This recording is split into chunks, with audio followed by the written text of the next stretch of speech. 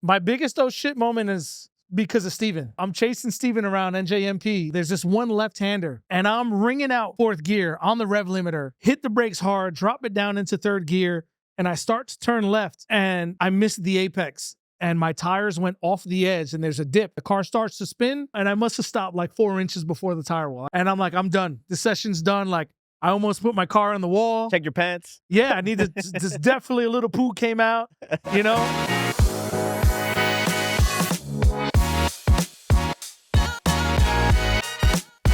Welcome to the Eat, Sleep, Race podcast. I'm Frankie Five, and we're here at the New York Auto Show, checking out the R2 Expo. And today we got a few special guests with us today. We got Raul, we got Chris, and we got Steve. Thanks, guys, for joining the podcast. Yeah, thanks for having man. us. Thank you so much, man.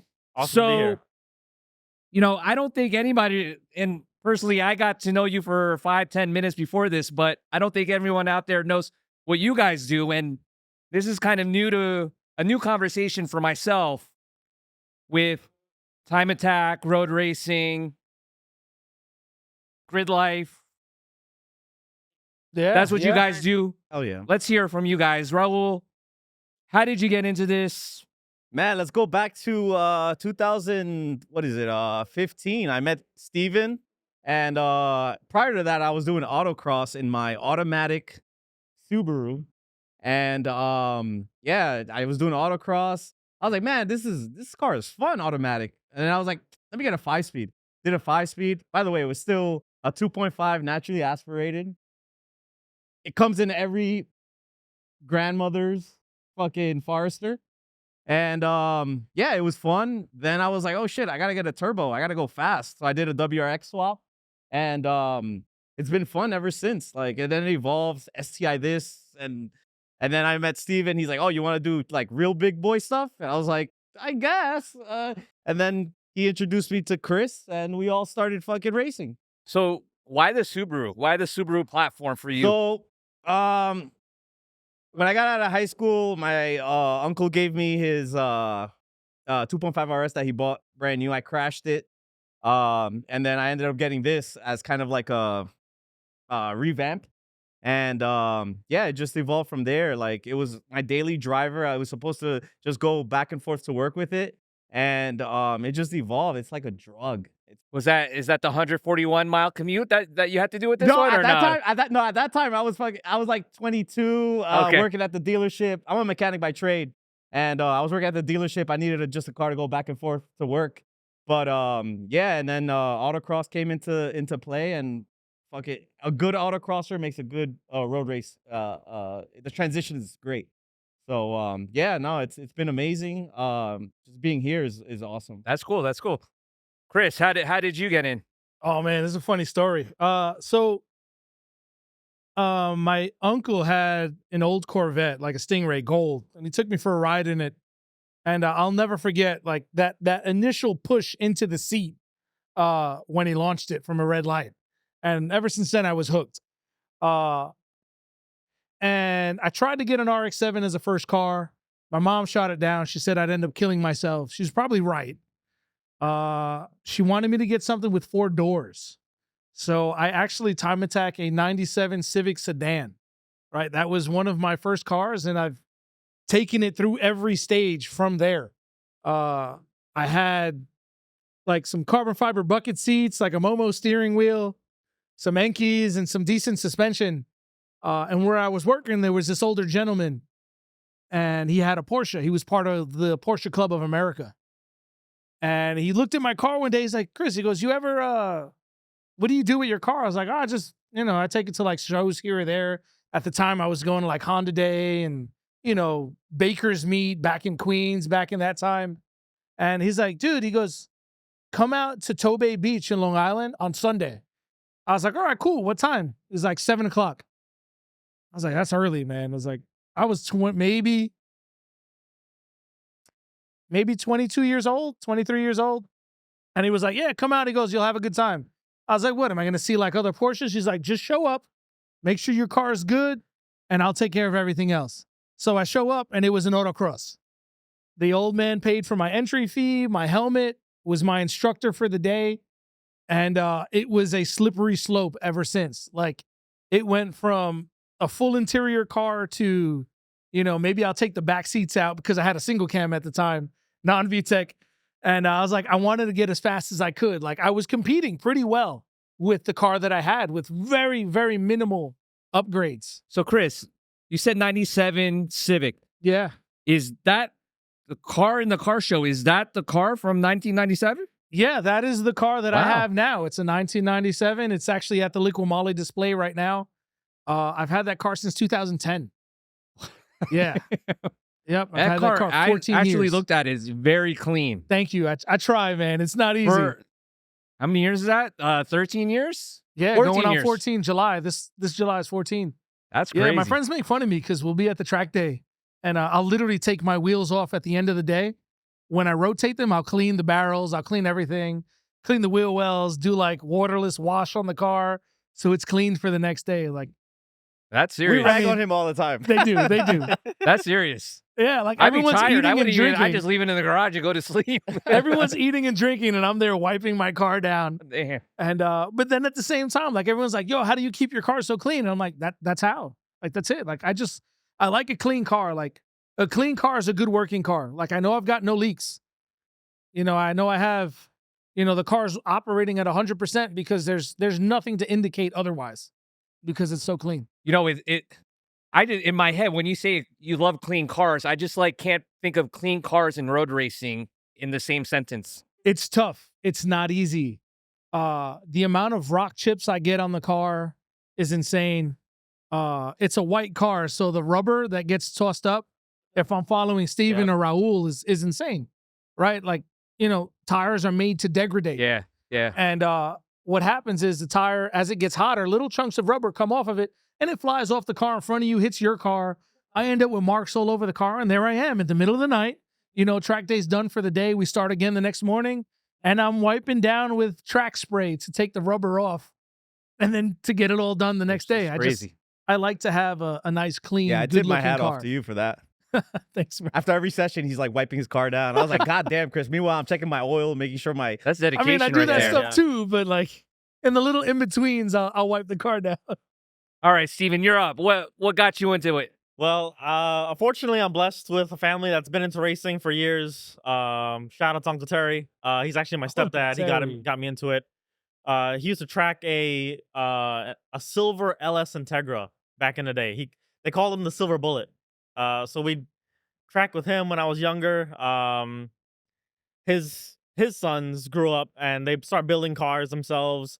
He had two EK hatchbacks. One was a black one he owns now. Another one is actually my car that his son used to drive. They had a B20 VTEC back in like 07, 08 time. That engine blew up. I was coming of age. I turned 16, 17. And I'm like, hey, I need a car. And then my mom was like, why don't you use that one outside? And I'm like, at the time, I was a big Silvia guy. I love Silvias. I love S14s. And I'm like, I don't know, a Honda, we'll see. Ended up building it with Uncle Terry over the course of a winter. We bonded really close. Went from a street car to a race car, back to a street car that I drove to high school at 17 years old with my junior's license. My mom, well, I'm Guyanese. She's very strict. Junior's license, you had to be home at 9 o'clock. I'd get a text 8:55, where are you? And I'd be like, I'm around the block. I'm coming home right now. She's like, if you're not home by 9, I'm taking the car away. Because she used to pay the insurance, she's gracious enough to do that. When I turned 17, we used to track we still do track with an organization called Emma Racing. I signed up for my first track day at NJMP Lightning. My mom had to sign a waiver. I was underage. I threw some slicks on the car. Sent it. Obviously, I didn't win anything, but I started really young at 17. It's been the same chassis since 2012. Granted, I've crashed it a few times. I've crashed it twice on track. Once doing stupid stuff on the highway as a kid. Like, we all do stupid stuff as kids. But I'm real big on consistency. I love the chassis. I have a lot of sentimental value, like Chris, to the chassis. So even if I do crash it or ruin it, that's why it looks a little rough on the outside. It's a full track car for the past 7 years. Went from again track to street to track again. So yeah, just been building it. I don't think I'll go to a new chassis anytime soon. Um, it's just something I'm in love with. Wow. So like, I guess this happens wherever you live, but specifically for us, we all live in the New York, New Jersey area. Like, it's not like you could say, "Hey, I'm going to take this weekend. I'm just going to go drive 5 hours to this track." Like, you just don't have that accessibility, right? So, what do you guys do? And let's start with you, Steven. Like, what do you do to keep yourself up to date, making sure you're prepared for racing? Like, what are things that you do since you don't go to? I'm assuming you don't go to the track every weekend. So I'll start from when the car was a street car, because what I do now is completely different from when I used to street drive the Mhm. car. So it'll be a street car driving the street, high school, college, my first jobs, first dates, whatever it is, right? A lot of people think the ceiling is really high to get into this kind of racing. Yep. Uh, the basis is you just have to have the car in a structurally sound state. Good wheel bearings, good brakes, good tires. Your brakes No work, leak. your tires work, your tie rods are good. The car is solid in terms of a driving vehicle. Um, then you kind of just, if you want to get tires, you have enough money to get tires, you'll throw in some tires in the trunk. If you have a friend with a truck, you'll be like, hey, I'll throw some tires in the back of my truck and, take it to the track. And you just start that way. You start really small. Believe it or not, like all three of us started honestly with nothing. We drive the cars to the track and back, stock motors. Yep. Motors the last thing you want to Yeah. build. I agree. Even now, the name of the game is reliability. So if the car's not reliable, you're not turning laps. You're paying an entry fee. You're spending 2-3 hours one way to drive to the track and back. You're wasting time, money, energy with a built motor. So believe it or not, I started with a stock B16B. I believe Chris started with a single cam. Mm-hmm. Raul started with a single cam 2.5 Yeah, 2.5 boxer Forester engine. motor, yeah. Although slow, extremely reliable. Yes. And that's what you need. it's you turn need key and go. you need the laps under your belt. Is the first thing. When you get to I don't want to say we're up there, but we've been in the game long enough that our cars have just evolved to a certain point that now things are different. Now we need the built motors. Now we need the built trans. We need the built drive line to actually be competitive. We have guys showing up with MK5 Supras with just an aero kit, tires, and suspension, doing the same lap times as our golden era Hondas, golden era Subarus. That So, B58, man. the name of the game is different That's the for new us K-Swap, now bro. Yeah. because of where we're at. But if anyone wants to get on track, first thing is reliability and a structurally sound car. How about you, Chris? How do you prepare, get ready? I mean, it's gonna piggyback off of what he said. Like, I didn't have a lot to start with. I was a kid in college. I paid for my own college, and I did it out of my own pocket. Right? Like, sponsors are insane to get. It's super tough to get those for time attack or road racing. But yeah, I started with a single cam non VTEC D17 engine with the catalytic converter still on it. Drum brakes in the back, small disc brakes up front. You don't need a lot. It doesn't take much. If you have a good running car, a car that, like Steven says, doesn't leak, is structurally sound, good wheel bearings, you don't need a big brake kit as long as your brakes work. I definitely recommend changing the brake fluid. I learned that the hard way. I had like regular .3 fluid, and I realized how quick that stuff starts to boil. But you can have stock brakes with a better brake fluid, and it makes all the difference. But it's really just having a structurally sound car. Thankfully, I'm able to say I'm chief of tech for Emra Racing, and it's really simple. If you can pass your New York State inspection, you can pass tech to drive your car on a racetrack. You don't need to have a bucket seat. You don't need to have a roll cage. You don't need to have big aero, big brakes, $5,000 wheels and tires set up. You don't. I went with, some regular hand-cooked tires for my first event out. I had an instructor in the car with me, and I learned from there. Steven taught me a lot. I learned a lot from Raul. We all learn off of each other at one point or another. And it's just a structurally sound car is key, right? Just make sure that obviously all your seatbelts work, your brake lights work, no oil leaks, battery terminals are covered, tires have at least 50% tread on them, brakes have at least 50% life left in them, and a good set of fluids for brakes. That's really it. You can get yourself on track. There's plenty of people that we see on track now. There's a guy that brings a stock Volvo, a Volvo sedan, right? All he did was brake fluid and put some Bridgestone Potenza tires on it. Stock suspension, stock everything. The guy has an absolute blast, ear to ear smile every day. Wow. Stock. Completely stock. Yeah. Doesn't take a lot. How about you, Raul?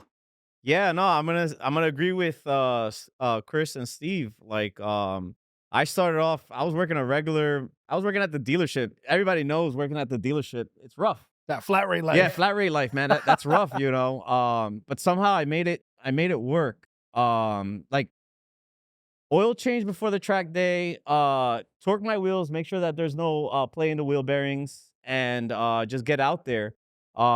People get this misconception of like, oh, I gotta get this big brake kit, or I gotta get this turbo. Oh, I'm not ready. Like I have friends message me, oh Raul, I want to do what you're doing, and I'm like, yeah, dude. All right, what do you want? What are you driving? And I said, and they're like, oh, I have this. I have an STI, or I have this.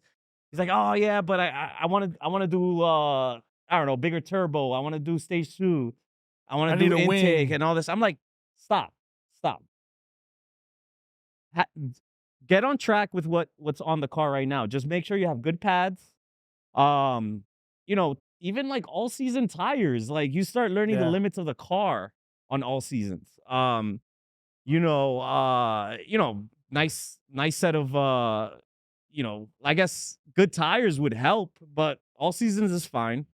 And yeah, like I thought I would never get it on track because I thought it was like a rich man sport. I grew up watching street racing on Nassau Expressway, and I was like, oh shit, I want to do that. Ones.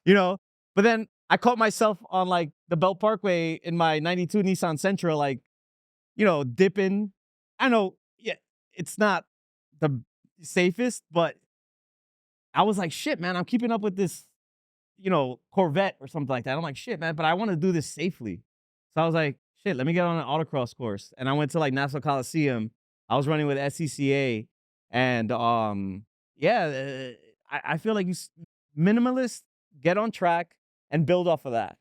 Yeah, like if I could piggyback off of that, like a lot of people ask me like, hey, what do I need to get on track?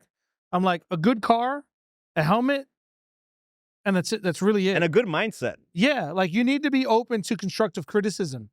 Like a lot of people, unfortunately, I don't want to say a lot, but I come across people sometimes who they show up like, yo, like I'm a good sim racer, or I dip on the highway. And I'm like, it's very different, like very different atmosphere on a road course where everyone's going similar speeds versus a highway where, you got homeboy going 55, 60 miles an hour and you're passing by like $110, but just, it doesn't take a lot to get out there, and it's the safest way to do it. Like we've all done it in the street at one point or another, right. But the best way, the safest way, the legal way to do it is get on a racetrack. And I get the H out of me. Like, I like I'm driving and I'm like, I don't have no need to like get crazy on the road. Like, dude, I'm a grandma. Yeah. I'm a grandma when I drive the car here. Like I drove it here. I was doing like 45, 50 on the LIE on the way into Manhattan. You lose that itch because you're like, oh, I'd rather do this on the track. I know what the car is capable of. Exactly. Yeah, for sure. So to piggyback off what they said, my mom bought me a B16B, which is the Type R B16, right? And Uncle Terry, my stepdad, knows it's a fast engine, right? At the time, right? That's what the EK9 Type R came with. And his philosophy was take me to the track to get that speed out of my system. And it actually worked. And I holistically agree with everyone going to the track at a young age, so you don't do that stuff on the street. Yes. Even if you're not a car guy. Right. Just getting on track and just knowing etiquette, safety, I feel like transition so well onto like regular street driving. Yes. You're a lot safer Yes. of a driver. Like, I'm you a know lot what your more car's aware. capable of. You see a guy fly by and you're like, what are you doing? Like, I can blow your doors off, like, if I wanted to. Silent killer. Yeah, Yeah. exactly. I tell you, so I don't know. It's because, the algorithms follow you on Instagram. You brought it up. I see sometimes those guys that are, and it's happening in Queens and, in Brooklyn, guys that are fucking dipping. Bronx. doing that Yeah. I'm like, what the fuck? These guys are fucking crazy. There was one, I saw it. I swear to God, it was right by the JFK. There was traffic on the Belt Parkway, and this motherfucker was doing this. Yep. White lining. Yeah. I'm like, It's insane. you are fucking crazy. Yeah. And you know what? I got to say, like, when I was in high school, I graduated high school in 06. But before I graduated, I'm not going to say a name, but there was a guy who crashed his car. He wasn't like racing anybody, but he was dipping. And he ended up hitting a tree, and his fiance was on the passenger side. Unfortunately, she lost her life. Damn. From that, and that's kind of what drew me towards not doing as much on the street and taking it to a track.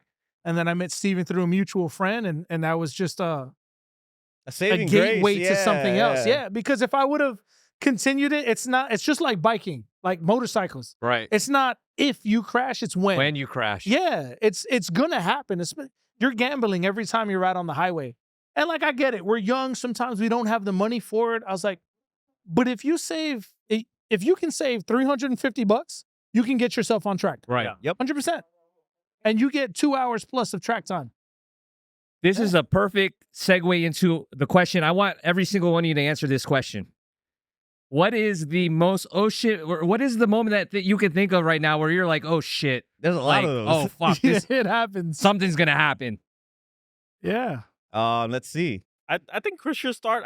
I feel me and Raul are a lot riskier than Chris, Yes. just because of how his car is. So All right. So I'll start. I drive that 97 Civic. I try to keep it as clean as I can. So I'll be honest. Thankfully, I'm still competitive in my class, driving at like 85%. I won't full send. I'll be honest. Like sometimes, like I'm on the track and I'm in the zone and I'll send it. Like whatever happens, happens. But for the most part, I'm really aware of what's going on, where the limit of the car is, where my limit as a driver is. And my biggest goal is to enjoy myself and bring the car home in one piece. Like I took my wife on my first date in this car, and my dad, no longer with us, watched me start to build this car. So it has a lot of sentimental value. And I think that's why I won't push that 100 or 110%. But my biggest oh shit moment is because of Steven.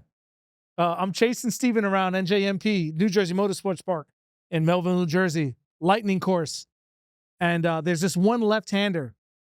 And I'm ringing out fourth gear on the rev limiter, hit the brakes hard, drop it down into third gear, and I start to turn left. And I missed the apex of the turn. The apex is like the spot where you want to be to get the quickest exit out of the turn, right? And I know I'm going to be wide. Like the exit will be wide.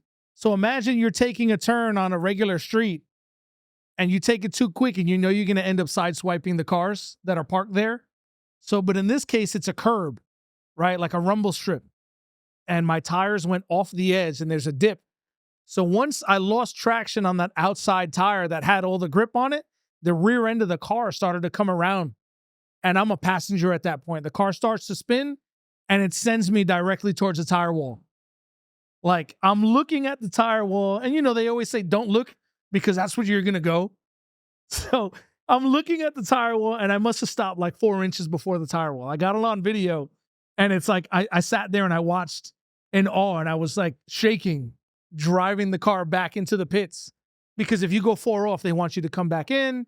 They want to inspect the car, make sure no suspension's broken before you go back out on track. So I drove back into the pits and I'm like, I'm done. The session's done. Like I almost put my car on the wall. Check your pants. Yeah, I need to, just definitely a little poo came out, But yeah, it was just one of those instances where it caught me by surprise. Like I saw it happen in slow motion But when you look at it from the in-car footage, it's a blink of an eye. And it just goes to show how quick like things can go from, yo, I'm having the best day ever, to shit, I just put my car on the Oh. tires. Damn. Yeah. How about you, Steven? Honestly, I would say every lap. I drove a very underpowered B16 for the good part of like 9 years, like not touching the motor, not touching the trans, and it got to a point where like I was flat out majority of the track. He's a beast. Until I swapped in a B18, then I did a K24, and then I did a K24 turbo. So I learned to tote that line between crashing and actually like being on track. I mean, I've crashed a car 3 times, twice on track, once on the street. But it's every lap. Every like flying lap you take is like an oh shit moment, because you're toting that line, but the car's at a constant slip. Yeah. That's how you know you're going fast. Yes. If you're counter steering just a little bit and the car's still going, you know you're going fast. Yes. Yeah, Right. that's the limit. That's the limit. Yes. Yeah. The limit. Yep. And I've learned that just driving an underpowered engine. Yep. You know, funny story. I was building a B16. I threw some toted C2s in it, and I made 190. I was like, wow, great, right? Shout out to Chameleon Tuning. 190. Yeah, 190 out of a B16. Chameleon's bone a beast stock. though, yeah. And then I threw ITBs thinking I was gonna make over 200, but it actually dropped to like 160. So like now I had to work harder for the same lap time. I remember that season. Yeah, that was a terrible season. Yeah. The engine So- blew up.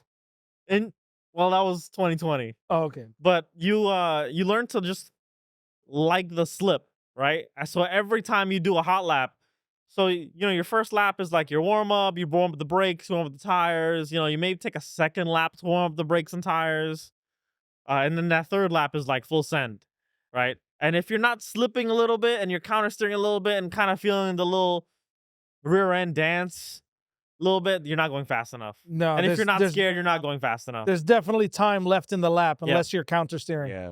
Yeah. So his oh shit is basically every lap. What about yours, Raul? It's probably every lap with him. Yes. So he's Chris and Steven are my rabbit. So I chase them. You know, they're fucking they're fast. They're really fast. And my 2 oh shit moments ended up being 2 crashes. And yeah. One of them, the last one being the reason why the car is a wide body now.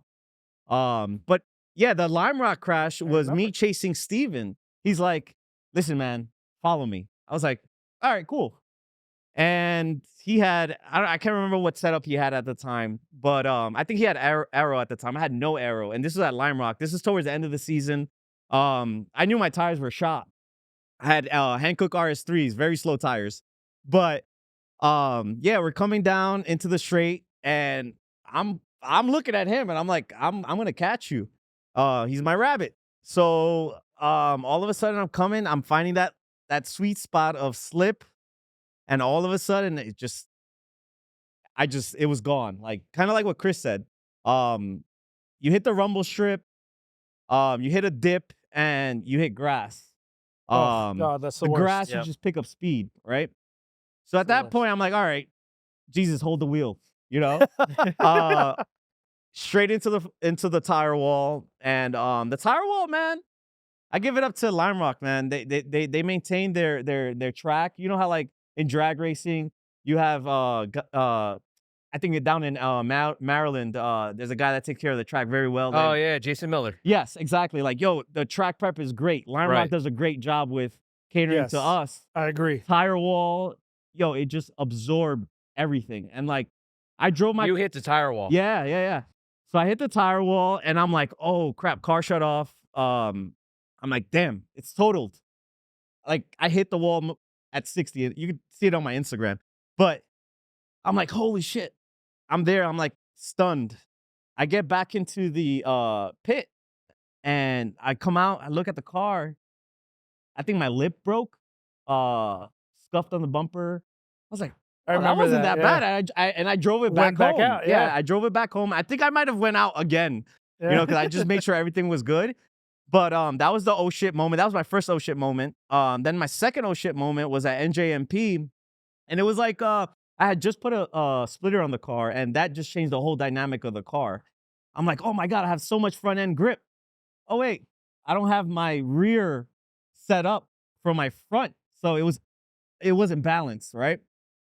So now I think it was like it was like turn 3 and 4. So it's basically a right-hander, a left-hander. And I'm like, oh my God, the car has so much grip until it didn't. And once again, I hit the tire wall, but I hit it sideways, not head on, right? So the whole car got sideswiped. I'm like, oh crap. Get back to pit, and I'm there like, oh my God. This is at Global Time Attack. Global Time Attack, Yeah, right? yeah, that was at Global Time Attack. And I'm like, damn, man. Oh, Didn't man. you set your fastest time after that? Yeah. Yeah. The next day. That was the first day. The next day, well, beast. that same day, Uncle Terry, Steven's stepfather, he's the guru, man. Like he's For that real. old guy. Like he's For like real. Yeah, he's the He's goat. like Bunta. Honestly, he's the like goat. Bunta. Smoking a cigarette, like, yeah, you shouldn't have done that. I'm like, yeah, I know. So get back. He's like, oh, why are you crying? Like, why are you so sad? And I was like, oh man, the car. He's like, oh, we could do a string alignment, get the wheel straight, and you'll get back out there. I was like, really? He's like, yeah. Yo, he helped me out. Next day, I set my fastest time. I actually got second place Yeah. that time, and it was awesome. Like it just made everything so rewarding. That weekend was a up and down, A like, roller coaster. Yeah. of emotions, and those were my 2 oh shit moments, and I try to avoid them, but it's like a drug, man. Like you get out there, it's like I'm gonna go relate back to drag racing. It's like that one, like you run at 8. Oh shit, you're fucking or 8-9, right? You break into 8-9, into 8. You're like, oh shit. All right, you call your tuner, you bump it up, and it's like, oh shit, man. Now third gear, I have no, it's spinning. So at the end of the day, it's legit. I would compare it to like a drug, and yeah. those are You my got, you got the need for speed, definitely, Yeah. right? yeah. No, Absolutely. it was awesome having that support, because they also came back and they're like, yo, and every time we either catastrophic failure, either Steven blowing up his engine, me crashing, or Chris getting rubber marks on rubber Scuffs on my front yeah, end. we're like, yo, you're good. He's like, yeah, but just I gotta take this rubber mark off. He's the meticulous one out of the group. Exactly, I exactly. am. But yeah, those were my 2 oh shit moments, and I don't want to ever go there. But when you want to be competitive, and you get guys from like other states, man, these guys come full trailer, like They come ready to go. and we were like, oh shit, these guys. Meanwhile, we're just here trying to have fun, Yeah. and you just step it up a little bit at that point. So you mentioned, all right, so Global Time Attack. So Global Time Attack, I don't know if you guys know, Jason Deinhardt, right? Yes. Yeah. Jason used to be part of like the import culture back then, and like he got Absolutely. into. So shout out to Jason Deinhardt. Yeah. Jason's saw him an at- awesome dude, man. I saw him at PRI this year. Nice. Super down to earth. Yeah, he's Yo, an awesome honestly, guy. So I shout out didn't to expect that from Yeah. him. Yo, He- he is like the he's a very chillest chillest dude guy. ever. Yeah. I think Super he's a drag tall, racing, too. like he's Yeah, at a I drag I never racing felt events, shorter He in my life. he was involved in Hot Import Nights, Yeah. drag racing. He was involved in that scene. So shout out, and it was really knowing that he got into Global Time Attack is really good. That he's seen the culture expand. Yeah. So there's Global Time Attack. There's Grid Life. Yep. Is there anything else that I'm missing that you guys got? Yeah, absolutely. Every region, whether it's Northeast, Mid-Atlantic, Southeast, middle of the country, California, wherever you are, there's always going to be an organization local to where you are. In our case, for us, where we tend to gravitate to is EMRA, Eastern Motorsports Racing Association. They're based out of Long Island. Yeah. Yeah. Yeah, they're a Long Island organization, and we race pretty much in the tri-state with EMRA. So what are the tracks that you would race in the tri-state area? This year we're going to Palmer in late April. We're doing Palmer, New York Safety Track. We're doing Lime Rock. We're doing Pocono. We're NJMP. doing New Jersey. New Jersey Motorsports Park. So it's all within literally, I want to say, anywhere from 3 2 hours? to 4, Okay. Right. From Queens, maybe Long 5 Island area. hours out of Queens, like JFK area. Anywhere from 2 to 5 hours. 2 to from 5 JFK. hours. So that's Yeah. like our local group. Yeah. And how big is that group? Honestly, like it can get pretty big. Like our Lime Rock days sell out. We sell out Lime Rock. Yeah. What's sell out? Like 100 cars or That's 50 like cars? 75 to 100 cars. Yeah. Wow. Yeah, easily. And these are all cars on track. Yep. Not like people who come to spectate. Spectating's free, by the way, for Emra. But yeah, it's 100 cars. That's a lot of 25 per cars. session on the track. So, out of the 100 cars, what's the category? Like, how's it categorized, basically? You want to talk about it, Mr. or? Tech? Yeah, I think, yeah. So it comes down. So we have an option for power to weight, right? So depending on what your horsepower is versus the weight of your car, you can be classed, or you can go off of your car that's on a list. For example, the FK8, I believe ends up in ST4 as a stock car, street touring 4. And as you do modifications, let's say you add a wing and a splitter, you get what's called exception points, right? And as those points add up, it can increase your car class, right? Because you get benefits from, suspension. You get benefits from aerodynamics like a wing or a splitter. So it's like a handicap? Is that? I Nah. guess not so much a handicap, but it's saying, hey, look, your car is here Yeah. in X, but you've made it better by adding these parts. Right. So we're going to put you in Y. Okay. I Right, think so- exception points is probably the wrong terminology. You gain points for Yeah. mods you do to your car. After a certain amount, you go up in class. So let's say you throw a big turbo in your car, you get a certain amount of yeah. points, and then you go up to the next class. Or penalty points, you can call them. I Penalty guess. points is perfect. Yeah.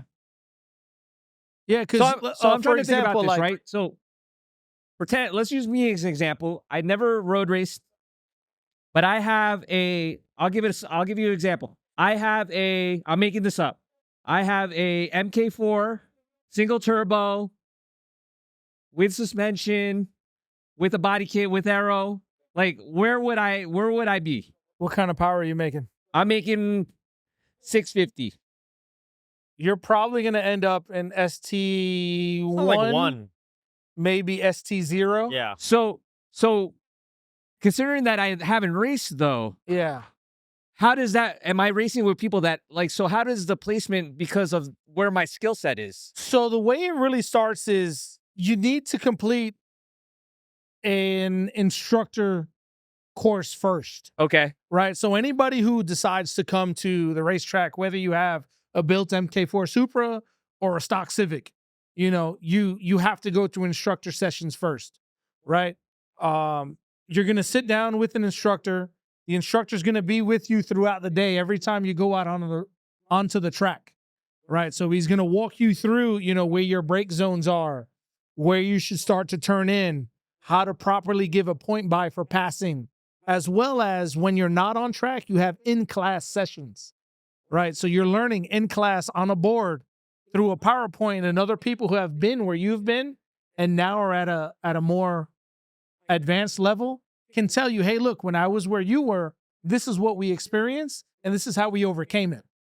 Right? So we take you from that green novice, and through the instruction that we offer, we can make you a time attack driver or a wheel-to-wheel racer. Or, if you don't want to compete, you can continue to do What's high wheel-to-wheel performance. racer? What is that? Wheel-to-wheel is more similar to whoever comes in first wins first place. Kind of like what you would do at your local go-karting track, Okay. right? Fastest wins. You all start together. Whoever Right. finishes first wins, Got it. right? I'll speak for the three of us here. We all compete in time attack, right? We may be on the track at the same time, but Steven's in a different class than what I'm in. Raul is in a different class from what I'm in. At that But- point, it's really more about the time Exactly. rather than Yep. racing the people that are on the track. Yep. So, if I've just done my quickest lap of the day, or I just tried to do my quickest lap of the day and it didn't work out, I'm going to want to cool down my tires so I can get the maximum amount of grip. But I may see Raul or Steven coming up behind me. And for that, I need to know how to give a proper point by or get off of the racing line to let them pass and not interrupt So My their hot fastest lap. yeah. So to kind of answer your question, there's two aspects to it, right? There's driver skill and car capability. Yes. So you're on track based on your skill level, right? So you can have your fully built MK4 Supra, and Chris can have his single cam Civic, And I you'll might be be on the track faster at the than same you. time. right? And we're on the track at the same time. At Yeah. the same time. I might But- be faster than you because you're not at that driver level yet. Right. But your car is classed at a certain level because it is built, right? So now at the end of the day, when we're doing time attack or what it used to be called as time trial, your car is in this category because of the mods, right? And then you get classified with those other cars. Yes. So it takes out your skill level and takes just accountability for your car capability, Yes. right? So when you do get the skill, which comes over time, it matches up with the car capability. And now you're classed correctly, right? So there's 3 groups. There's green, which is novice, white, which is intermediate, and blue, which is advanced. At this point, we're all advanced group, right? But we all have varying levels of car, horsepower, I should say, or speed, right? I've got a turbo EK, he's got an all-motor EK, he's got a turbo Subaru. So we'll be on track same time, but we're classed differently. So like I said, if I'm doing 140 miles an hour behind Chris and he's doing 110, he knows what to do. I know what to expect in terms of safety. I know Chris is gonna be like, just go, because I know the car is faster. It's different when the driver is faster, right? So it's different if you want to measure dicks, right? You put the same person in the same car, right? But we have different cars, which is why Yeah. we're all kind of cool too with each other. Like we're just in a different league, right? Like you got a turbo Subaru, you've got an all motor Honda, and I've got a turbo Honda, and that it is what it is, and it's just a different class. Like So it's not necessarily the same. It's not based off the car. It's based off the driver that's on the track at the same time. So if you guys are all good, but he has a LX single cam, you have a Hyundai Sonata, and you have a Porsche RS, you guys are on the same course. You guys are on the track at the same time. Experience level wise, yes. Yeah. Like I've been on track with C8Rs, and yeah, they'll walk me on a straight, no problem. But once we start getting into the twisties, Yeah. I'm in their mirrors and I'm being held up in a 1.8 liter roll motor Honda. The car is capable. You may know how to drive per se because of your experience, your time that you've been on a racetrack, but the car may be new to you and you don't know how to handle it. Right. And that's when you kind of got to park your ego to the side and say, give hey, him that look, point by. I'm going to go and let this guy pass. That's another good question. Yeah. Have you ever been in a situation where your ego is like, fuck this shit, I'm not letting this motherfucker pass me? I mean, I think it's been the other way around where Or you're cursing. No, yeah, I've been behind, let's say like a C8 Corvette, and he walks me on the straight, Yeah. and dude, I'm on the twisties, I'm on his ass, Yeah. and then his ego gets into play, and that's another part, right? So what is he doing? Like he's staying on the same line that you are. Yeah, exactly. And On the then racing line. and then he's like, because guess what? On the straightaway, I'm gonna walk you. Right. But if we're doing that for 3 laps, I'm like, yo, dude, give me a point by. You know what I'm saying? Like, let me get by you. Let's make this interesting. Let's make this fun.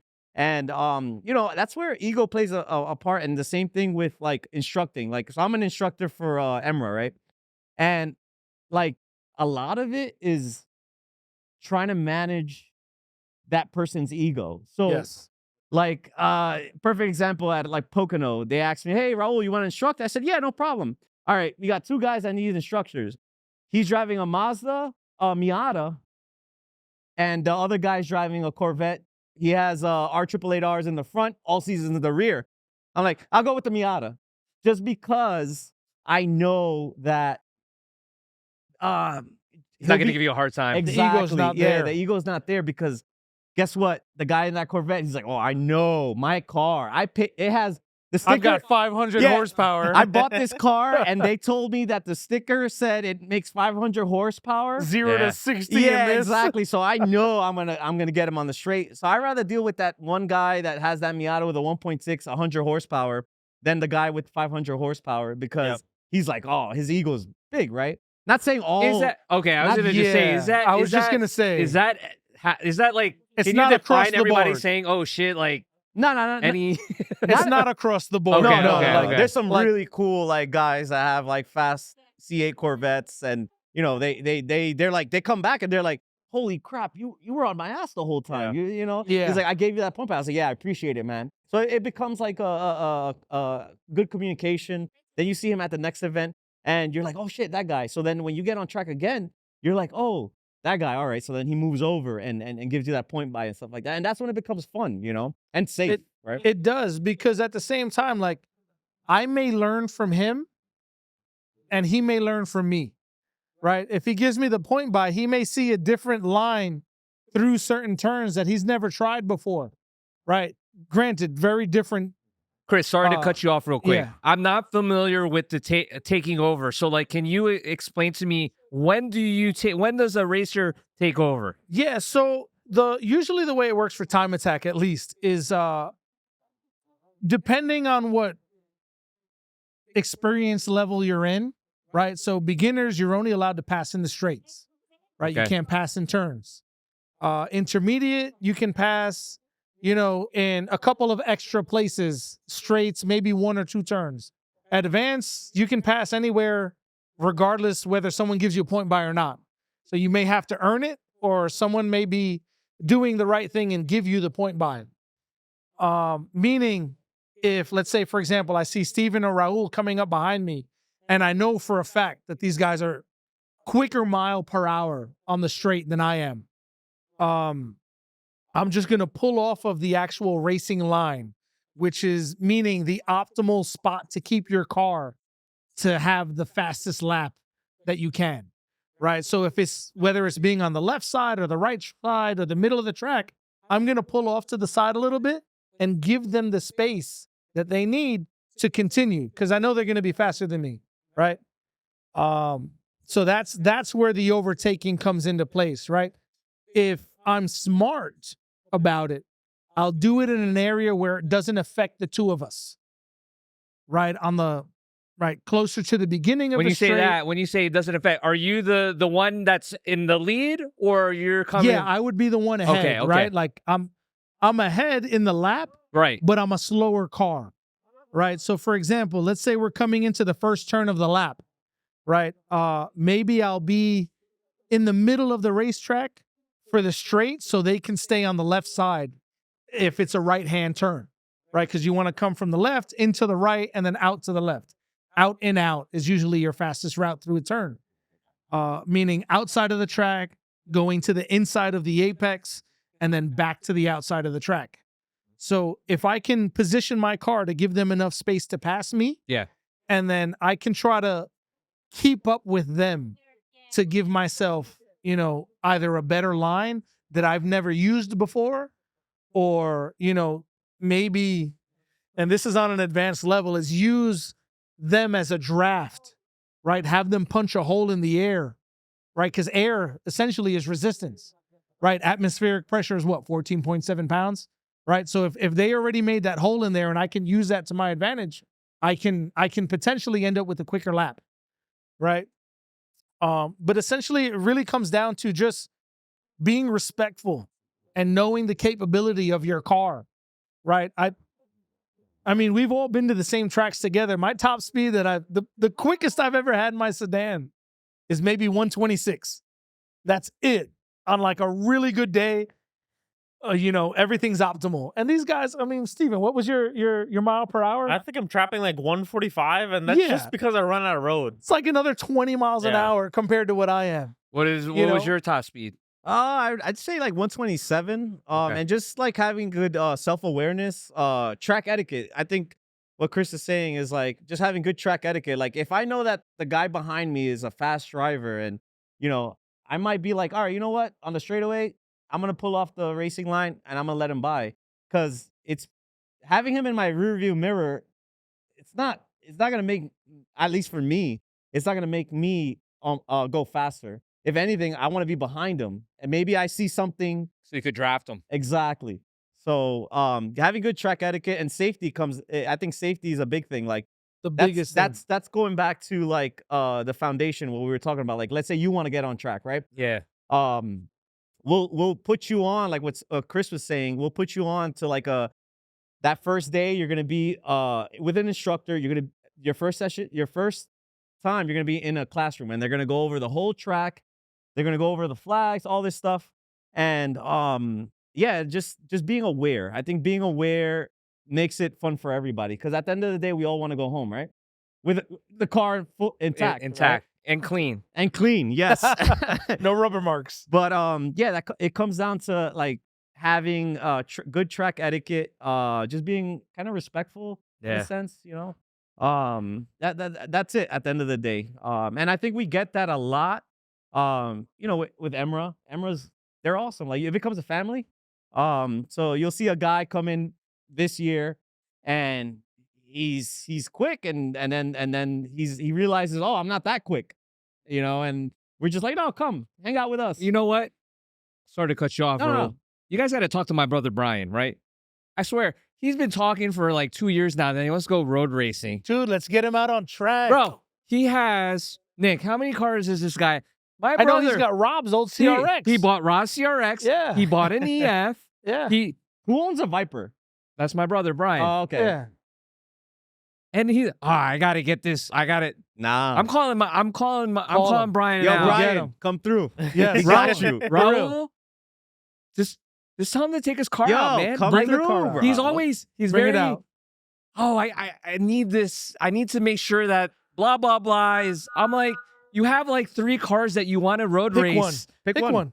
Yeah. And he's like, yeah, I'm like, but you guys just explained it, right? You don't have to have the big brakes. You don't have to have that all that other stuff. Like, No. so after this, I'm gonna give you my brother's number and you give him a call and you say, Yeah. just come Yeah. out. I'm you gonna know? just hit him on IG and just So I slide have in a- those DMs. I have an older coworker, right? I met like he's a coworker of mine, and then all of a sudden I'm like, "Why are you here?" And he's like, "Racing." But anyways, he brought his like Son. 2000, I think it was like a 2017, 2018 Corolla. He brought it, and he's in ST6 or ST7, which is like really low classing for what the car is. And dude, he has a blast. Like he has a blast. Hey. I think he was running at one point winter tires. And he was having a blast, and he drove it back home. He actually went to work right after the track. I'm gonna so- need your guys' help. We'll get on his Instagram after this, and we're gonna Oh, Well, have I'd to love to delete get that. you Like, out there too, man. stop. If I gotta stick you in my car, Well, you take it for a so couple laps. I'm Frankie, in what that car same you- what position car you too. drive, Frankie? So I'm in that same position too. So I just found out. So I have a. That's my GTR right there. All right, that- hell yeah. I'm not gonna Ah. road race that one. Yeah, no, that's I'm really gonna. nice. I just bought an E92 there M3. you go, hell yeah. I just found out. So I bought it. I bought it from Arizona. I bought the car because I wanted to race it. Because it's, you guys know, I don't know if you do know, if you know, it's the last V8, naturally aspirated Yeah. V8. The I best love the one. sound of You it. did the rod bearings? So there's 2 things. Actually, there's 3 things. I feel like my throttle actuators are going. I do need to do the rod bearings because it's at 60,000.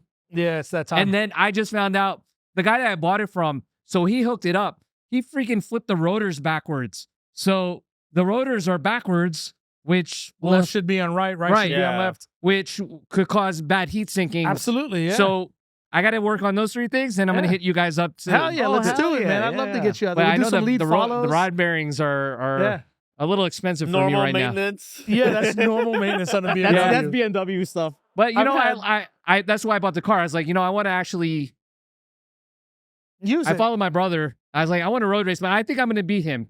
I'm going to beat Brian think you before he could. actually starts racing. Sorry, Brian. So, what is your? Let's go through it. What's your favorite racetrack, Steven? Like I said, I'm super high risk, super high reward. Honestly, it's Lime Rock. I've learned to love that track. There's no runoff. There's no room for error. It's almost a street circuit. Yeah. And the minute you put, it's literally a minute around the track. Like you put that That's lap a quick together, time around that track. Yeah, a it's minute. like wow. Like I can't explain it in words. Like you have to feel it. Like you have to actually push your car to that limit that you actually are going fast at a track that like you can literally total your car in a split second, right? And you conquer that. It's like not only an achievement that you conquered it, it's an achievement that you went around this track faster than everyone else and didn't crash and can still drive it home. So there's one time I drove the car to the track, full aero, full tires, full whole 9. That was for a statement, though. It's That a was for a street car, statement. right? Yeah, it it's was. a street So car. it was for the street People were car. saying, no, that's not a street car. It was That's for not a the street car statement. I ain't gonna lie. Like So, like streetcar, what does that mean? Like, street car has plates and registration. oh, right? That's it. Okay. So if my street car, which is parked here with a full K24 turbo and full aero, has legal registration and legal inspection, it's a street car. Legal. I drive a street car on the street, right? I mean, we And come if out I- for the prime things here in the city. Right. We And- drive it. Yeah. Right. We drive our cars on the street. And if I drive my street car, although it's got a To the cage and racetrack. gutted, people, that's subjective, right? It's a street car. It's on the street. I drive it on the street. You can see it. It's a full street car with a radiator and a thermostat, the whole nine, right? Yeah, regular coolant, not water and Regular water wetter. coolant, Yeah. like not anything crazy. If I drive that to the track and I beat your race car, that's fully gutted with like Hoosier slicks, which the car has 230 tires, which is classified as a street tire, or high DOT performance approved summer. tire, yeah. Like that's a statement and a half. And I'm gonna drive it home, like fully function, which is why I said reliability is key. Yeah. So I fully support the whole street car thing. Like if you can't drive your car on the street and it's just a track car, like I personally like to enjoy my cars. Yeah. Like it's one thing to have a nice car that you drive on the weekends, which is cool. I'm getting older. I probably want that right now, right? Maybe if I could take out my future girlfriend or future wife, whatever. But Yeah, he's single, by the way. yeah. Single ladies. Anyway, but like I like to enjoy my car. Like there's very expensive parts. Like every time I drive it, I'm thinking, oh crap, the service life of these parts are going down, which is true, but that's part of the game with anything. We're here for a temporary a good time, not a long time. There you Yeah. go. A good time, not a long time. So I'm not trying to pass this down to my kids, which is cool, which is great if you can do that. But it's Honda Civic. Like I'm here to beat the shit out of that thing. And You have really fun. do. You really do. So I drive my car at 110%. And I love driving at 110% because at the end of the day, like I feel I gave it my all. If I didn't win, I gave it my all. If I did win, I gave it my all. Any accolades here amongst everyone? I think we all have accolades. Yeah. Okay. We've all done well. Okay, We've that's all good. have fastest laps at tracks. We've all Yeah. have championships. But that's not why we do this. No. I want to make that clear. That's not why we do this. Yeah. Yeah, I'm not here to like set records or anything. Like I got into it because I enjoy it. Yeah. Like I built a car on my own in my garage. Before you keep going, Chris, Yeah. what's your favorite racetrack? I'm gonna agree with Steven. There's two, right? I don't think Steven's been to the other one. Lime Rock is absolutely, top 2, 100%. I think that's number 1, to be honest with you. It's an adrenaline rush because it's so quick, right? I can get through that car with through that track. I think mostly because I'm on motor, but I think Steven does the same thing with his turbo car. Minimal lift and minimal brake. It's just the way the track is designed. It's an adrenaline rush from start to finish. And because it's so quick of a track, you realize where your mistakes are and you can go within another minute to correct them. And, we're out there for 20 minutes to a half hour at a time, right? So I've got, if I can get around there in a minute or just over a minute, I've got at least 25 laps that I can put out, and if I can make corrections as I go along, it's a benefit, as opposed to other tracks. I haven't been to Watkins Glen, but I've heard it's incredible. But there's, 18 or 14 plus turns there. It's also like 8 hours from home, right? Or some shit like that. That's a trip. Yeah. That's a trip. Meanwhile, But- Lime Rock's like 2.5 hours. Yeah, Lime Rock's like 2 hours, with a trailer, 215, 220. But Lime Rock definitely, and then Palmer in Massachusetts. That's I haven't like heard a of that 3.5, one. 4 hour Palmer? drive. Yes, Palmer Motorsports Where's Park. that? Is that like south, or is it like in the middle? So it's like, let's say you go through mid Connecticut yeah. into Massachusetts, so southwest Massachusetts. Okay. And there's 14 turns, 250 feet ish of elevation. And it's another one of those tracks where you finish it and you want to do it again. And you just keep going and going and going. And what I love about Palmer is just this one short straight where you're literally going uphill and all you see is sky. You don't see you see the crest but you don't know where you need to turn in. And it creates a better driver Oh wow. out of that. Yeah. About you, Raul, what's your favorite track? Man, I would say Lime Rock won, but a close second, NJMP Lightning. Okay. I'm gonna agree with them. Fucking. You guys say Lightning. Is there different Yeah, Yeah, so two tracks. NJMP is a motorsport park. Yep. So Huh? there's Thunderbolt, Thunderbolt? and then there's Lightning. So 2 tracks. 2 tracks. I personally like Lightning. I don't Okay. know. But that's just me. First Lime Rock, it flows very well. It's yeah. If you could get under sub minute, you're fast. And then a quick like second would be NJMP Lightning. NJMP Lightning. I don't know what you guys think about it, but I enjoy love it. Yeah, I enjoy it. I started at Lightning. Yeah. That was my first track day. That's my second favorite because it is also a high risk, high reward. Yes. Not Not a lot of runoff. It's a little there. longer too. It is a little longer, and it's just like Lime Rock. And if you mess up, like there's not much room for error. Yeah. I actually blew my motor up at Lightning. Oh, I remember that. Yeah. So hold on, I blew up my motor, but that motor was a stock. Just to give the audience an idea of what I run, right? It's a stock 2.0 WRX motor that you find on a GD chassis from 2002 all the way to 2007 or 6 or whatever. And all I did was all the reliable stuff. I did air oil separator pickup and a windage tray, and I got fancy and I got a nice oil pan, right? But at the end of the day, like I have a stock turbo. I mean, stock STI turbo, but overall it's very Stock. basic, yeah. And I ran that for maybe 5 seasons until it blew at Lightning, and that's when I went with a built motor and stuff like that. But that's what I tell people. I'm like, just get out there. Just get out there. Yeah. And that's why I advocate that. So you guys mentioned your favorite track. What would be your dream track that you would love to race on? Start with you, Steven. Probably Circuit of the Americas.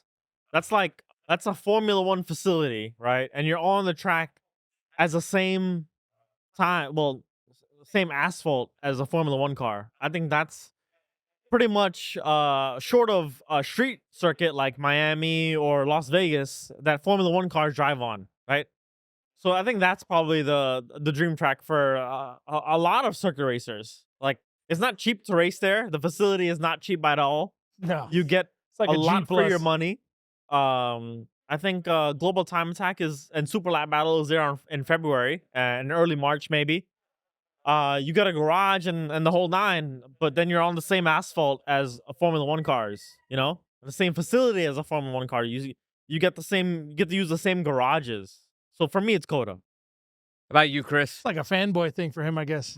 No, I'm gonna keep it real simple. Like Gran Turismo, we've all played that, right? You guys remember Laguna Seca? Hell yeah. I was gonna say Laguna that. Seca, that's you it. beat Like, me to it. That's my dream. Like, I just want to drive Laguna Seca because I'm like, Corkscrew.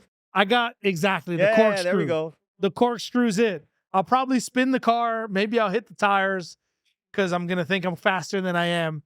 But yeah, Laguna Seca is it, man. Like, it's just something about being on an iconic track like Laguna Seca, with that one specific turn that's just been in every racing video game.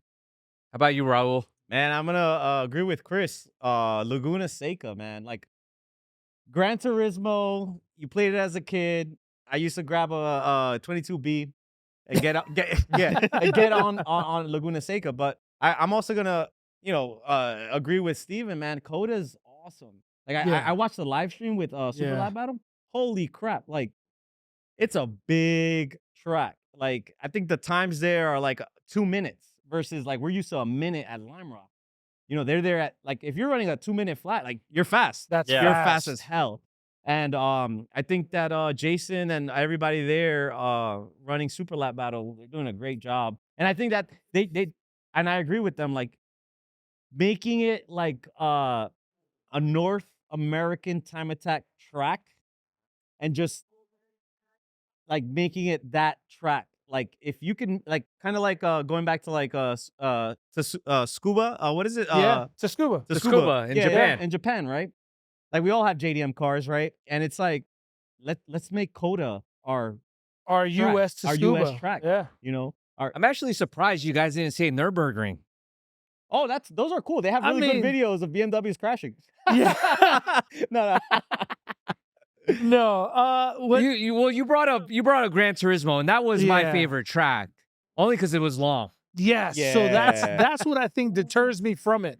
Right. 'Cause it's I'm too so big of a used to track. like a short track like Lime Rock, where about a minute is a quick lap. The other track, Palmer, that I told you about, a minute 50 seconds is fairly decent. Yeah. NJMP Lightning, which we were talking about, a minute, anything under a minute 15, you're pretty quick. Yeah. Nürburgring is 7 minutes plus, right? Yeah. That's a Porsche time.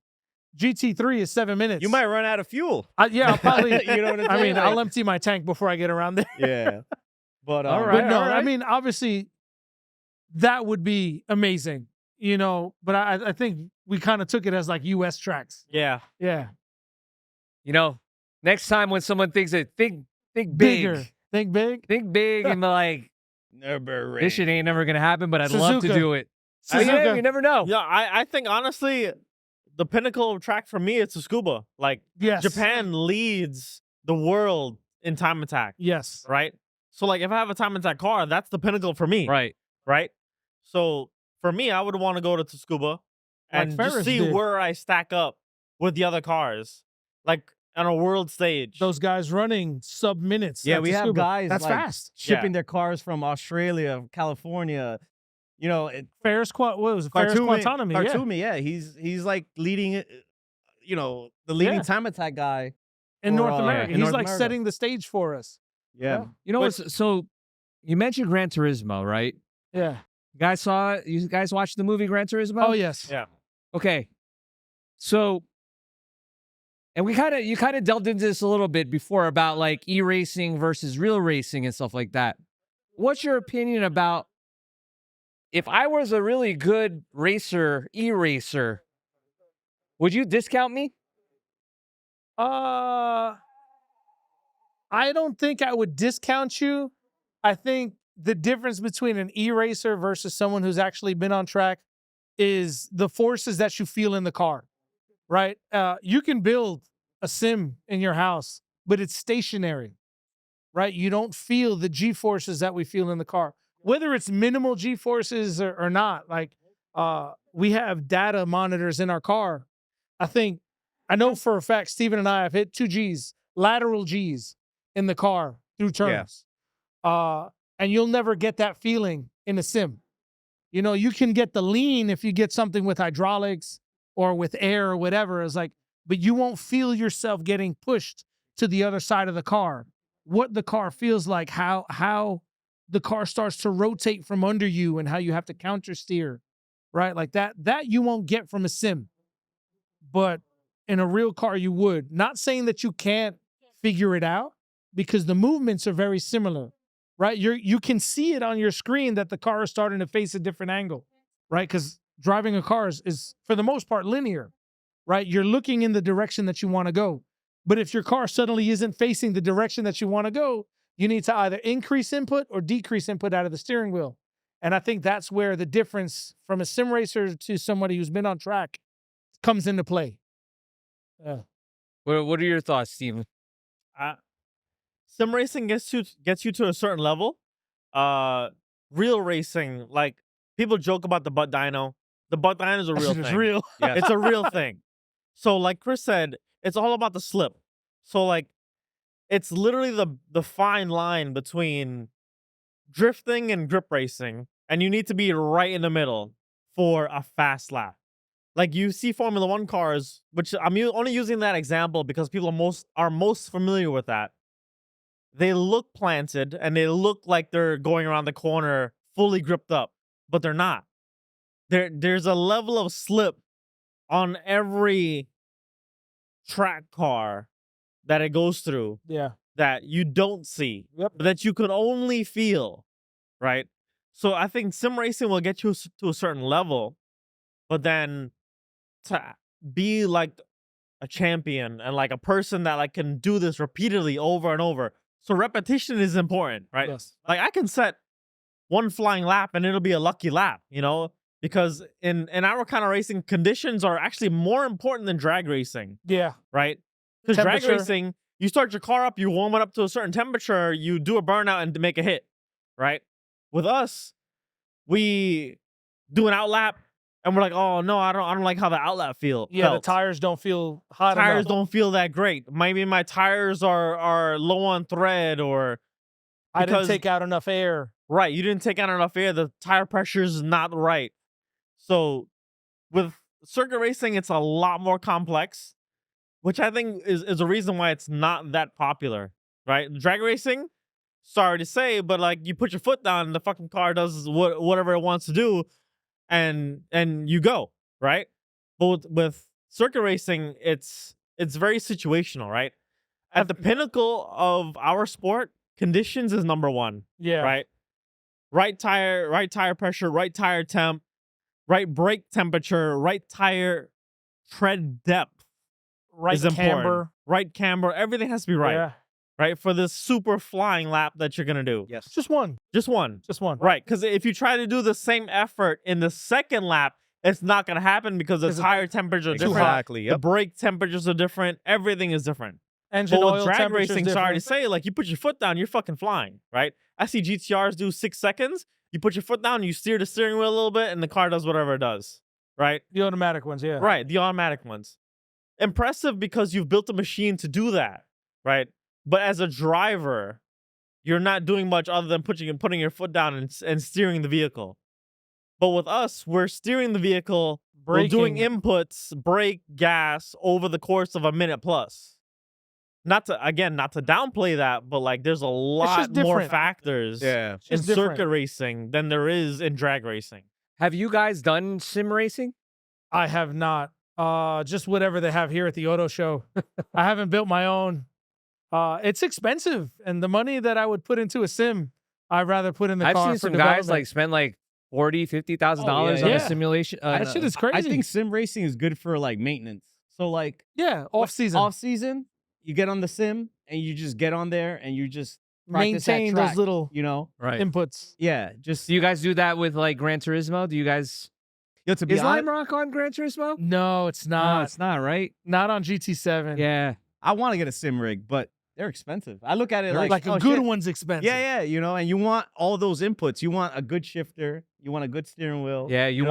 want the responsiveness. Exactly. You want Yeah. to try to simulate some sort of angles Yeah. and stuff like that. I think that sim racing is great for maintenance. Like on the off season, I get that itch. You get on the sim, you know, You're good. It's Yeah. gone. Yeah, there's this my buddy does iRace. Yes. Oh, yeah. iRacing. iRace. Yeah. And he's like hardcore on that. He's got a Yeah. couple of nice cars on And iRace. you know what? Like when you know how your car reacts, and then you go to iRacing, it's good because, like Steven said, the butt dyno's real. You can input those settings into iRacing, and it's very similar. I'm not gonna say it's exact. I might get some backlash for that, but it's very similar.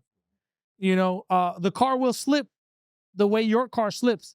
You may not feel it the same because you're not getting pushed to the left or to the right of the seat the way you would in your car, but the car is going to react similar. So like Raul says, it's good for maintenance, right? Or if you want to experience a new track. Let's say, you know, I've got a friend who lives in Ohio, came up to race at Lime Rock for the first time with Grid Life a couple of years ago. He's like, I've never been to Lime Rock. He goes, and I need to be prepared and competitive. You got on the sim. Loaded it up on iRacing in the sim. He's like, I knew what the braking distances were like. I knew the length of the turns.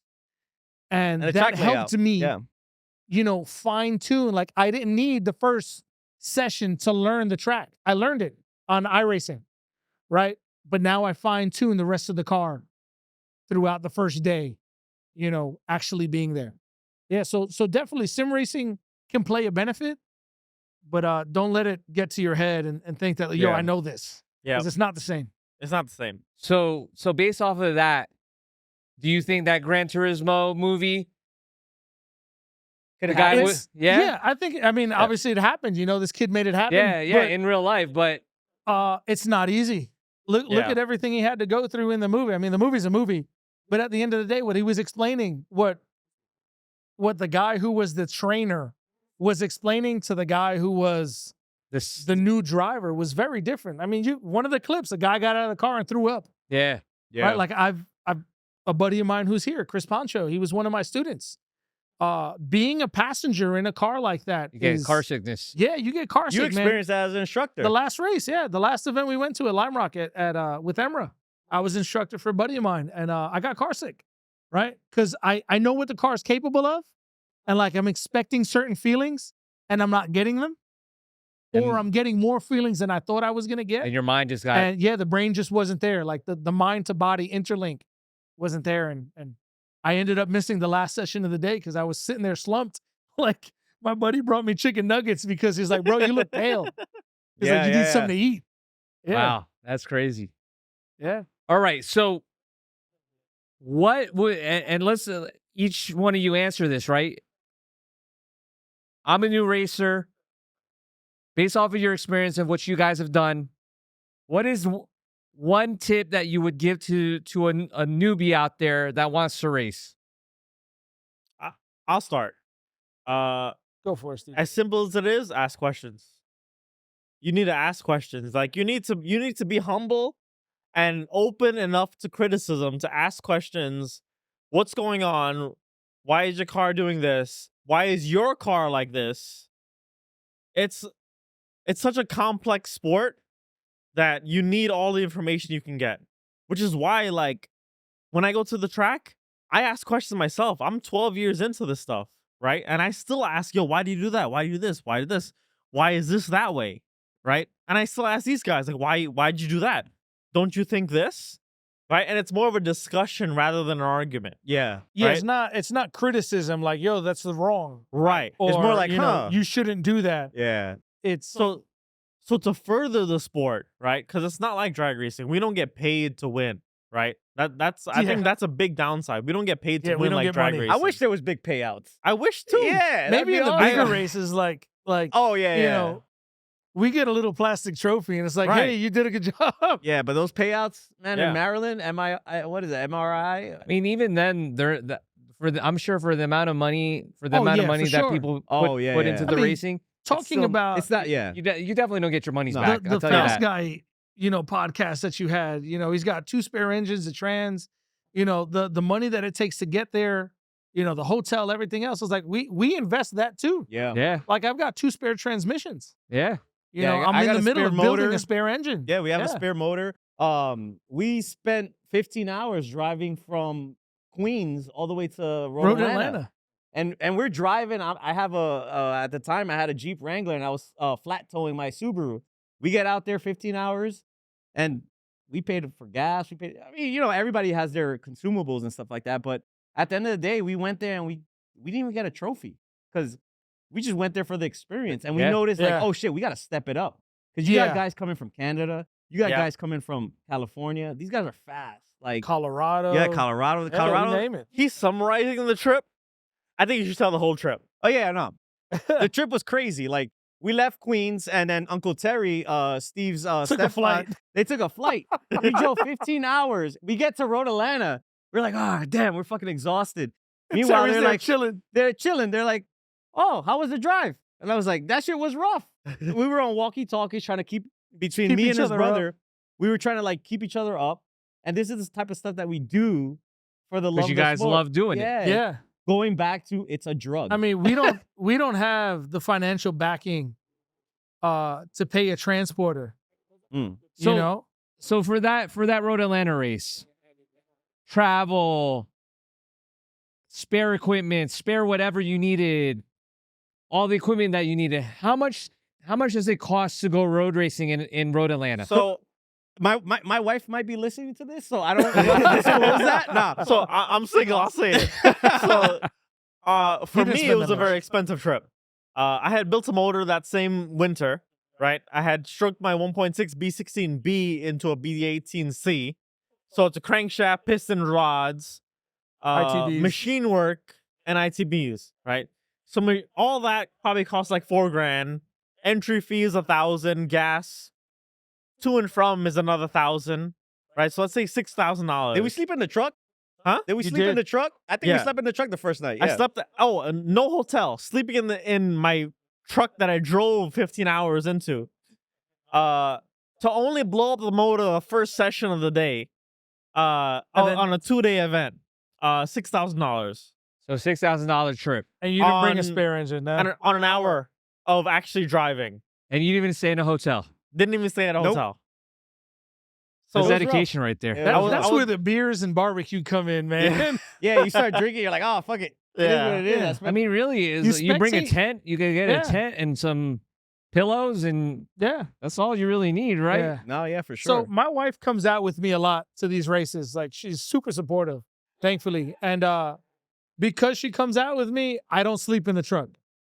Right? She's like, I want at least a hotel somewhere, So I she's can your shower, administrator. whatever. She does all your planning. Yeah. So she's like, look, There's an Holiday Inn's Airbnb gonna cost there, us yeah. this much, right? So she's like, make sure you got this to cover the Holiday Inn for 2 days or maybe 3 days, depending where we're going. I think having a good support system, like family-wise, Yeah. family-wise, they'll come out to events. Like they came out to Oh, Circuit it makes Legends. it all worth it. Yeah. It makes it all worth it. They're like, oh shit, all those nights in the garage building the motor and stuff like that. Why the fuck are you doing it? Why? And then they come to the event and they're like, oh wow, This is why you do this this shit. is Yeah. why you do it. Yeah. You know what Yeah. I'm saying? Like Grid Life puts on a great event at Circuit Legends. And it made it worthwhile in my eyes. That's cool. That's cool. Yeah, I mean, if I could tell anybody, I mean, Circuit Legends is awesome. Yeah. I mean, it's got to be one of the best You guys like should definitely come weekend out. events Let me that know. I've ever been to. I'm in Jersey, so just hit me up.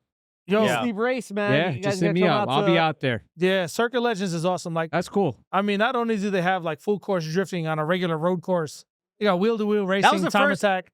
Grid Life was the only sanctioned event that they were able to get drifting done at Lime Rock. Oh, First time really? ever. Lime Yeah. Rock's been around for like 80 something years. Yeah. And they never had They drifting. never Never had had it. drifting because Yeah, everybody the only complained. really legit course is Road Atlanta that allowed drifting. Yeah. Yes. Yeah. Yeah. On the East Coast, at least. Yeah. Yeah. And it's nice because you get to Until see. until E-Town came around. Right, But, right. yeah. It's nice. You get to see like all the drifters. So sorry, no, sorry to go cut ahead, you go off. ahead, yeah. Because you guys talk about it a lot about slipping, right? Do you think it'd be easy to drift? No, I don't think I Uh, could do it. I think we could do it. I think we could do it. I think drifters just make good road racers. So Okay. the transition is easier. Like I saw Ryan Turek. Yeah. He went from drifting and then he got into Judd, He built that Supra. the yeah. Supra, and he did that great V10. time just because he knows that limit of drifting, Slip versus grip. slip grip. So you guys would have a difficult time drifting. Yeah, you we're like, think? oh shit. I we're losing think I grip. would have a difficult time. I beg to differ. Yeah, because you're still living your dream Well, of you guys have- having the I- Supra. Civics, so that'd be a little bit. Yeah, it'd be So harder for believe it or front wheel not, drive. they say front wheel drive, like track drivers, are good at rear wheel drive because you set up the front wheel drive car for the rear to slip. yes. Right. So it's always dancing. Right. We're always toting that line. Right. So again, not to shoot. I shot at drifters, drag racers. I don't want to shoot shot. I'm shooting shots at drifters now, but I think we can do it. Pew. I think, yeah. I think we can do it, and it's a flashy sport, right? But if we talk about like for as a person, like as a human being, right? Like I want to do my best in life, and I want to try the hardest, and the hardest and most difficult thing is circuit racing, right? Like there's throttle, gas, and turning inputs that like you have to get spot on, which is why Formula One is the pinnacle of our sport, right? You're Yeah. driving a car that has full aero on the limit, and aero is situational. Aero is dependent on the air that's moving, right? So if wind changes, You're your fucked. aero changes, and what you thought is okay on this turn is not okay on the next turn Yes. because of the air Direction moving. of the wind. Yeah. And you can't predict the air. But drag racing and drifting is slow enough that you don't have to predict that, right? So Drag you- racing has enough power to push through the air. Drifting is slow enough that you don't have to worry about the air. But circuit racing is a blend of Yes. both.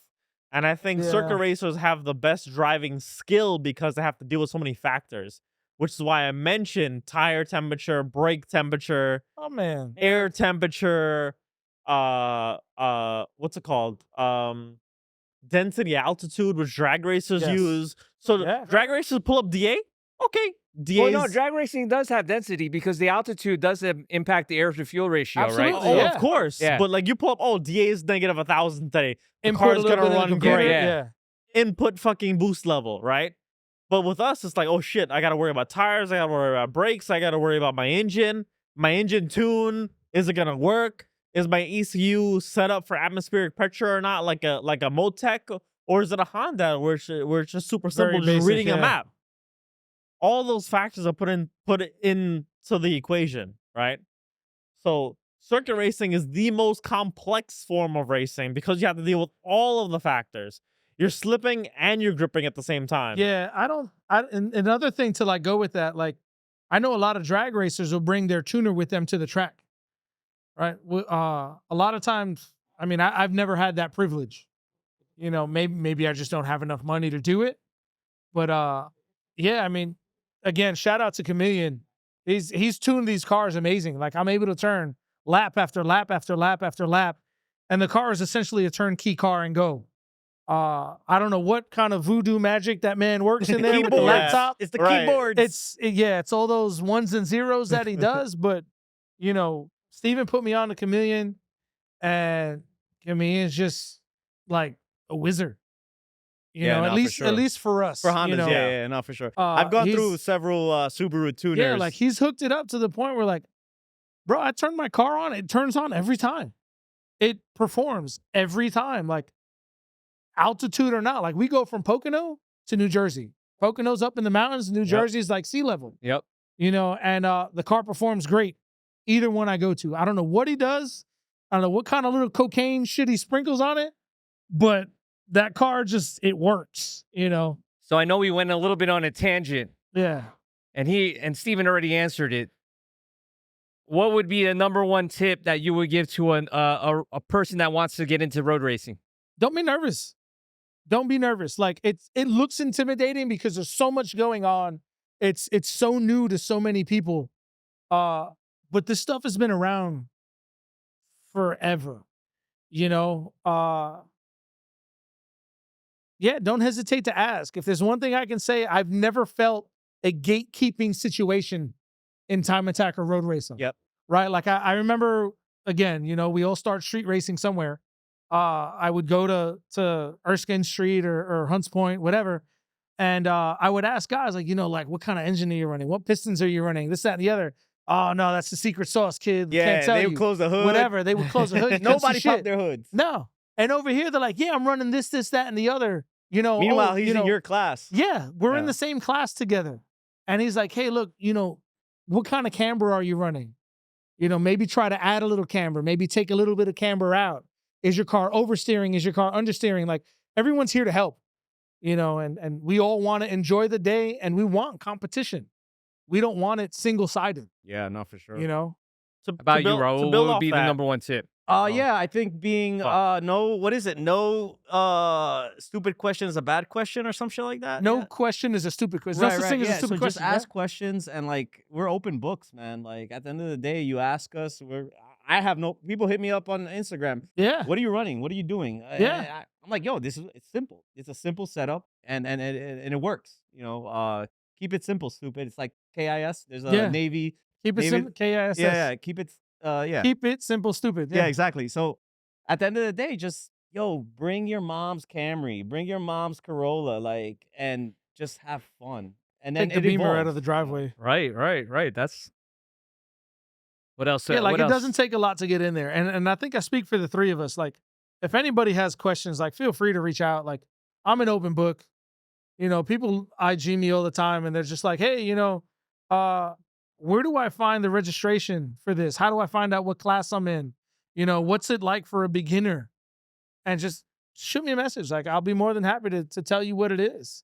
You know, No, we for want sure. more people to come. Yeah, it makes us faster. Everybody Yeah. faster, you know? That's cool. So thank you guys. I think we're gonna wrap it up from here. Sweet. Appreciate you, Raul, Chris, Steven. Thank you for coming on the podcast. Thanks for having us. Thank you for having us. Absolutely, man. This was awesome. How can people find you on social media? What's your Instagram? Fujimura on Instagram.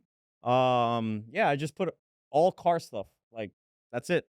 Chris? Yeah, I've got IG. Is the easiest way to reach me. It's like EK4 number 4 Chris. That's it. You know, feel free to shoot me a DM or question, comment, like, follow, whatever. If not, it's okay. Yeah. IG as well. IG is Steven_IV. I'm open book as well. Like, come see me at Grid Life, which is probably the biggest event of the year. Grid Life at Lime Rock, and yeah, we'll answer or help you with any way we can. Let's get some YouTubers out there, man. I want to see some YouTubers. We're I want gonna to see s- Frankie out at the racetrack. I want to see Yeah, Brian out at the man. racetrack. Brian, Frankie. Frankie before Brian, I'll tell you that. Oh, Yeah. shit. Oh, there we Brian, go. you I'm slacking, calling my man. brother out. I'll be Yeah. on the track before he does. Dude, That's let's make it awesome. happen. Hell yeah. Well, once again, thank you guys for coming out. Did you guys check out the show? Absolutely, man. Absolutely, These yeah. cars There's are a lot awesome. of nice cars This over is a here. great Very show. nice I know there's cars. only like 2 days left, but by the time people hear this, the show will be over anyway. Yeah. so- Yeah. No, but it gives them an incentive to come next year. 'Cause yeah. And from shout what out I've heard, to we're coming back. R2X. Yeah. Yes. Right? Shout out to Vin, R2X. Calvin. Calvin. Shout out to Prime. Crown Auto. Crown Crown yeah. Auto has Shout out to actually shout out to all absolutely those killed us. guys. Yeah. And if you love this podcast, make sure you like, subscribe, you follow Hell yeah. on all social media, on Spotify, on everything else. Yes. And we'll see you again. Peace, y'all. Thanks.